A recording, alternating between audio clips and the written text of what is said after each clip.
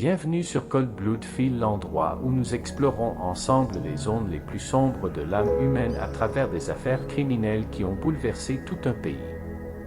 Aujourd'hui, je vous emmène au cœur d'un drame qui a choqué la France entière.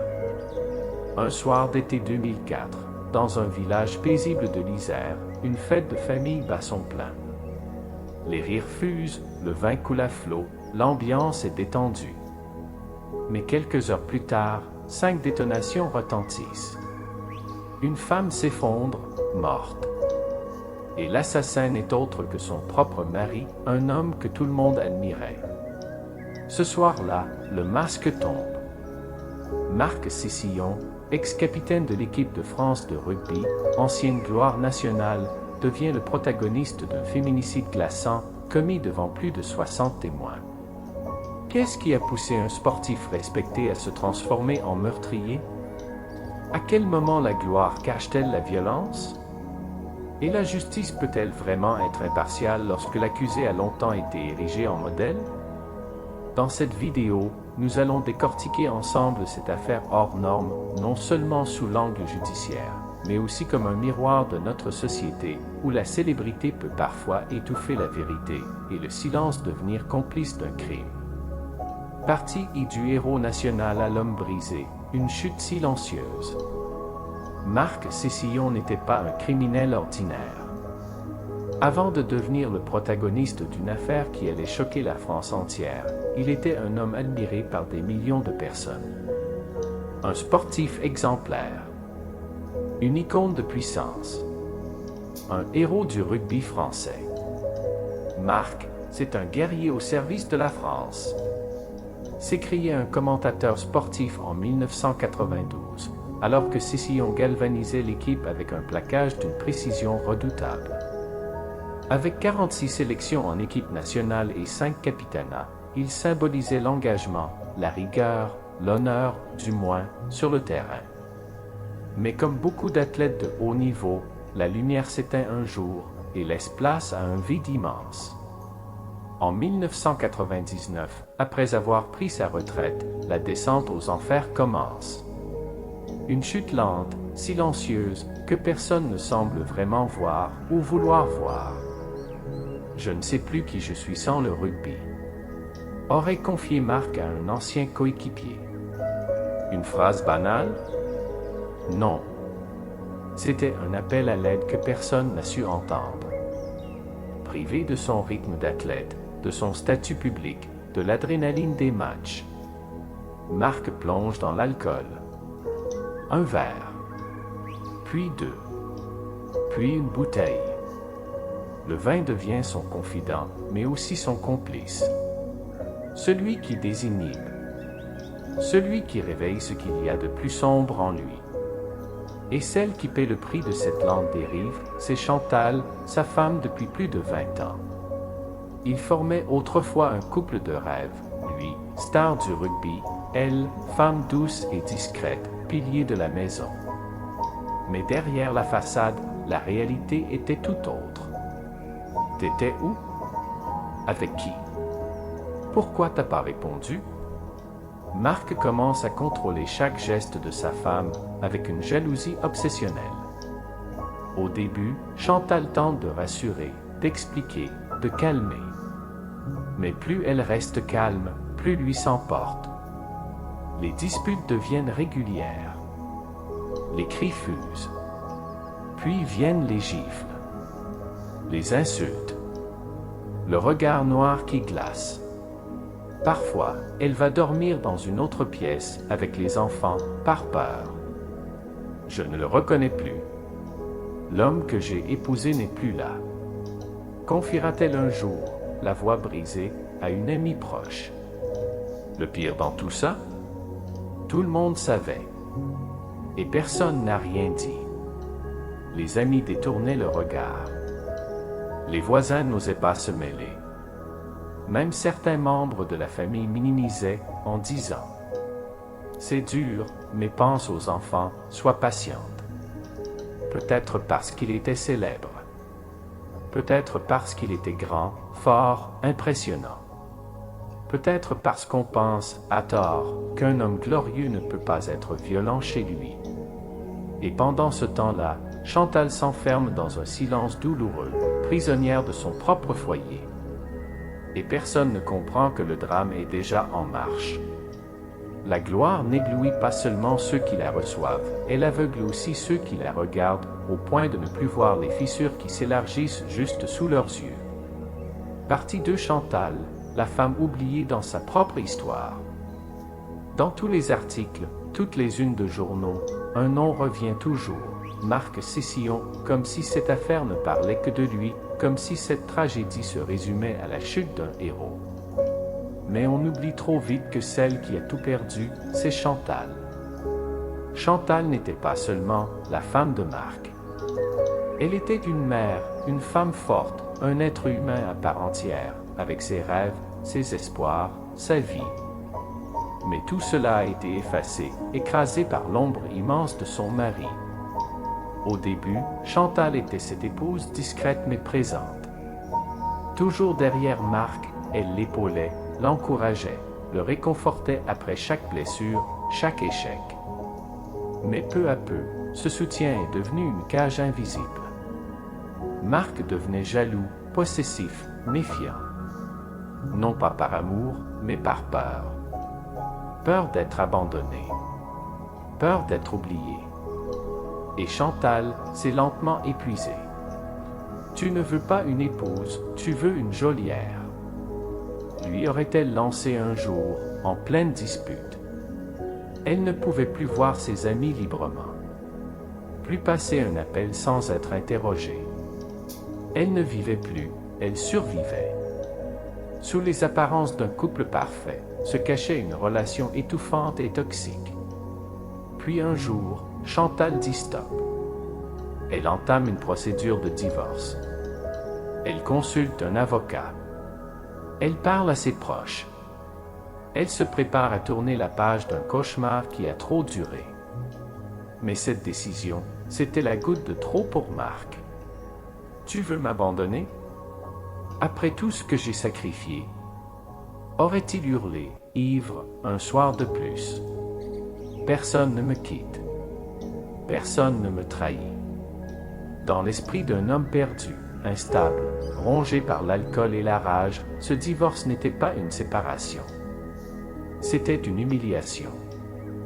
Marc ne voyait plus Chantal comme sa femme. Il la voyait comme celle qui allait le détruire aux yeux du monde. Et lorsqu'un homme croit avoir tout perdu, sa gloire, sa dignité, son contrôle, il ne lui reste que sa violence. Chantal n'était plus, à ses yeux, qu'un obstacle, une menace. Et dans un esprit malade, déformé par les frustrations et les silences accumulés, la seule issue, logique, était la pire. Chantal n'est pas morte d'une balle. Elle est morte de 1000 humiliations, de milliers de silences, et de l'indifférence d'une société qui détourne le regard. Partie 3 La nuit du drame, quand la gloire s'effondre dans le bruit des balles. Le 7 août 2004. Une douce nuit d'été à Saint-Savin, en Isère. Tout semblait paisible. Une fête familiale, des rires, du vin, de la musique. Mais ce que personne ne savait, c'est que la colère couvait, prête à exploser. Ce soir-là, Marc et Chantal sont tous deux présents à une fête entre amis, malgré leur séparation récente. Ils ne se parlent presque plus. Chantal paraît détendue, sourit avec ses proches. Mais Marc boit. Encore et encore. Un témoin racontera plus tard. Il la fixait du fond du jardin. On sentait une tension. Son regard n'était pas normal. À mesure que l'alcool monte, la rancune, elle, déborde. Marc s'approche soudain de Chantal, titubant mais déterminé. Il gronde. « Tu crois que tu vas m'échapper comme ça ?» Chantal recule, surprise mais calme. « Marc, pas ici, pas ce soir. » La ferme. Hurle-t-il en la poussant brutalement, renversant une table. La fête bascule dans le chaos. Des invités tentent de s'interposer. Un ami l'éloigne en criant « Arrête Marc, tu dérailles complètement !» On réussit à le faire sortir. Tout le monde pense que l'incident est terminé. Mais non, ce n'était que le silence avant la tempête. Quelques minutes plus tard, Marc revient. Et cette fois, il tient une arme dans la main, un revolver Smith & Wesson calibre .357 Magnum. Il s'avance droit vers le groupe. Son visage est figé. Il n'y a plus d'homme, plus d'émotion. Juste une volonté glaciale. Il prononce « Personne ne m'abandonne » avant que quiconque ne puisse réagir. Bang! Un premier coup. Chantal s'effondre. Elle ne respire plus. Bang! Bang! Bang! Bang! 4 autres balles. Comme s'il voulait effacer toute trace d'elle. Les invités hurlent, s'enfuient, pleurent. Personne ne comprend. Un ancien capitaine de l'équipe de France vient de tuer sa femme devant plus de 60 témoins. Mais le plus glaçant, ce n'est pas le crime. C'est la façon dont Marc reste là. Calme, froid, résigné. Il dépose lentement l'arme sur une table, va s'asseoir sur la pelouse et attend la police.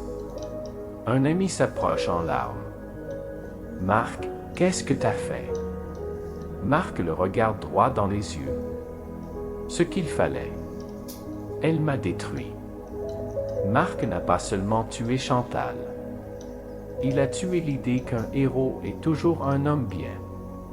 Il a prouvé qu'on peut porter un maillot bleu et cacher un monstre sous la peau. Chantal meurt sur le coup. La police arrive rapidement. Marc ne résiste pas. On le menotte et il part. Sans un cri. Sans une larme. Comme s'il savait depuis longtemps que cette nuit-là serait la dernière. Partie 4. Le procès d'un héros déchu. Crime, plaidoyer et colère du public. Après cette nuit tragique, la France entière est sous le choc. Marc Cessillon, autrefois symbole de force, de courage, de fair-play, est désormais accusé du crime le plus grave, meurtre avec préméditation. Du stade à la salle d'audience, il n'y a parfois qu'un pas et une chute. En novembre 2006, le procès s'ouvre au tribunal de Grenoble. La partie civile, la famille de Chantal et surtout ses 2 filles encore mineures. L'accusé, un homme brisé, le visage fatigué, les cheveux grisonnants, le regard vide. Mais ce qui se joue dans cette salle d'audience dépasse un simple fait divers. C'est le procès d'une figure publique, d'un ancien héros devenu assassin. La défense de Marc avance des arguments aussi inattendus que controversés. Il souffrait d'une dépression sévère, avec des pensées suicidaires récurrentes. Il était atteint d'un syndrome de stress post-traumatique, conséquence de ses années dans l'armée, où il avait vu mourir plusieurs camarades. Et surtout, il était alcoolique depuis longtemps, ce qui aurait altéré son discernement. Marc n'était plus lui-même le soir du drame. C'est un malade, pas un monstre. Ce sont les mots que son avocat répète devant les jurés. Mais le ministère public, lui, ne cède pas. On ne tire pas 5 balles sur son ex-femme par accident. Ce crime était prémédité. Il y avait de la jalousie, une volonté de contrôle et surtout de la violence. Un procureur affirme même avec colère. La célébrité ne peut en aucun cas devenir une excuse pour tuer. Et à l'extérieur du tribunal, l'opinion publique se divise. D'un côté, les partisans de Marc, qui le voient comme une victime de ses traumatismes, de l'alcool, de la solitude après la retraite sportive. De l'autre, et en bien plus grand nombre, les associations féministes, les journalistes, les citoyens en colère, dénonçant le traitement privilégié accordé à un homme célèbre malgré la gravité de son acte. Une phrase, captée lors d'un reportage, fait le tour des médias. Si Chantal avait été une star et Marc un inconnu, on aurait réagi très différemment. Finalement, le verdict tombe. Marc Cessillon est condamné à 20 ans de prison ferme pour meurtre volontaire. Dans la salle, un silence glacial. Marc ne dit rien. Les deux filles de Chantal pleurent dans les bras l'une de l'autre. La justice n'est jamais parfaite. Mais ce jour-là, elle était présente. Mais l'histoire ne s'arrête pas là. Car quelques années plus tard, un nouveau rebondissement vient raviver l'indignation. Parti vers une liberté controversée, le retour du héros déchu et l'oubli de Chantal? 20 ans de prison, c'était la peine prononcée contre Marc Cessillon pour un crime impardonnable. Et beaucoup ont cru que l'histoire s'arrêtait là. Mais non. La véritable colère n'allait faire que commencer. 2011, à peine 5 ans après sa condamnation, Marc Cessillon est libéré. Motif? Bonne conduite, collaboration avec les autorités et état psychologique stabilisé. Au lieu de 20 ans, il n'en purgera que 5. C'est une gifle pour toutes les victimes de violences conjugales. Déclare une militante en larmes. Marc sort de prison et reste silencieux pendant un moment. Mais peu après, il réapparaît publiquement. Dans une interview télévisée, il déclare « Je ne demande pas pardon. Je veux juste vivre le reste de ma vie en paix. » Une phrase apparemment simple, mais qui déclenche une vague de colère. Et Chantal, alors? A-t-elle eu, elle, la chance de vivre le reste de sa vie? L'opinion publique explose. Sur les réseaux sociaux, des milliers de messages enragés. Un homme tue sa femme et sort de prison après 5 ans parce qu'il était célèbre? Où est la justice si elle ne protège même pas les morts? À la télévision, les débats s'enchaînent. La notoriété est-elle devenue un passe-droit judiciaire? Des associations féministes manifestent dans les rues, pancartes à la main. 5 ans pour une vie. La justice a échoué. Et pourtant, une partie de la population prend la défense de Marc. Certains affirment. Il a payé. Il a tout perdu, sa carrière, sa famille, sa dignité. La haine ne répare rien. Doit-on pardonner à un assassin s'il exprime des remords? Ou bien, le pardon est-il un luxe réservé aux vivants? Une question douloureuse, sans réponse évidente. Mais une chose est certaine. Marc Cessillon a retrouvé une vie normale. Il vit désormais à la campagne, loin des projecteurs, discret. Chantal, elle, repose à jamais sous terre. Pas de seconde chance. Pas d'interview. Pas de réhabilitation. La justice est censée être aveugle. Mais parfois, elle voit très bien qui a du pouvoir et qui n'en a pas. Marc Cessillon, de héros national du rugby à l'un des criminels les plus controversés de France. Son histoire n'est pas seulement la chute d'un homme, mais aussi le miroir d'une société où justice, notoriété et pardon ne suivent pas toujours le même chemin. Des millions de personnes se sont posé la question. Et si ce n'était pas Marc Cessillon, ancien international, le verdict aurait-il été le même? Un homme tue sa femme devant 60 témoins et retrouve la liberté après 5 ans. Où est la justice? À qui sommes-nous prêts à pardonner et qui choisit-on d'oublier? Pendant que Marc reprend sa vie. Chantal, celle qui l'a accompagné tant d'années, n'est plus qu'un nom inscrit dans un dossier, étiqueté comme la victime. Pas de titre, pas de voix. Seulement une tombe silencieuse et un passé qui hurle encore. On peut oublier les chiffres, les peines, les arguments. Mais on ne devrait jamais oublier les êtres humains. Car derrière chaque affaire, il y a une vie, une histoire, un cri de justice. Marc mérite-t-il d'être pardonné? Ou bien, Chantal méritait-elle beaucoup plus que l'oubli?